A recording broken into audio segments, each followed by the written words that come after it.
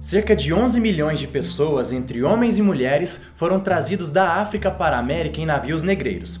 Essas pessoas, tratadas como mercadoria nesse comércio milionário, chegavam ao continente americano para serem vendidas e escravizadas por aqui. Eu sou Cássio Lagares e, relembrando esse passado horrível, o Fatos na História apresenta hoje como era a vida cruel dentro dos navios negreiros.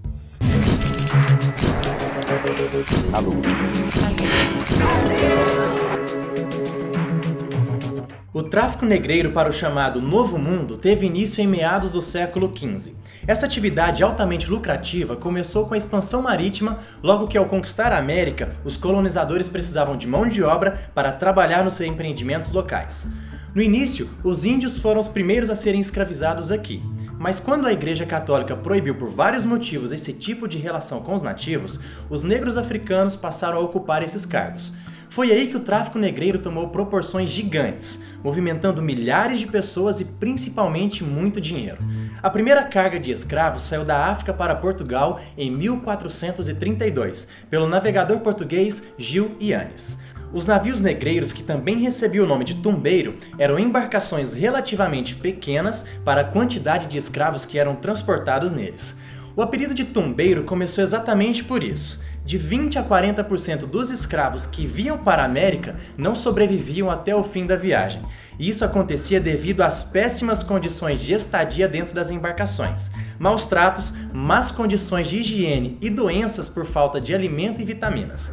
Quando mortos, seus corpos eram jogados em alto mar sem mais cerimônias.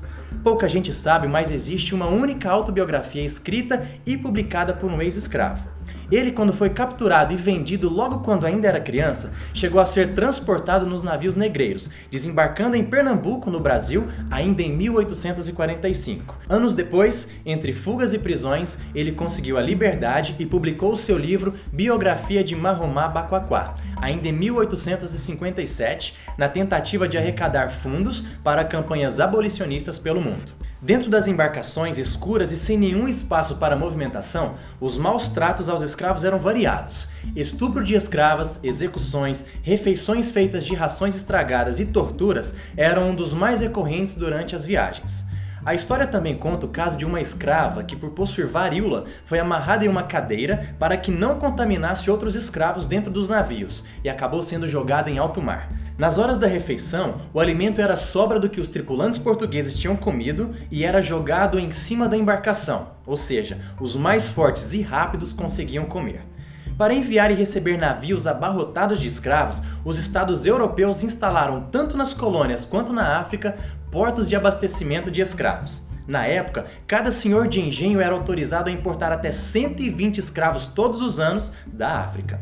Esses escravos eram negociados com os senhores de engenho através de escambo, ou seja, troca por outras mercadorias como armas de fogo, tecidos e pólvora.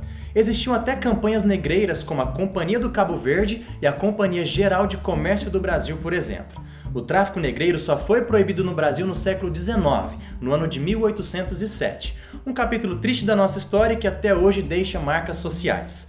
E aí, você gostou do vídeo? A gente se encontra no próximo. Tchau!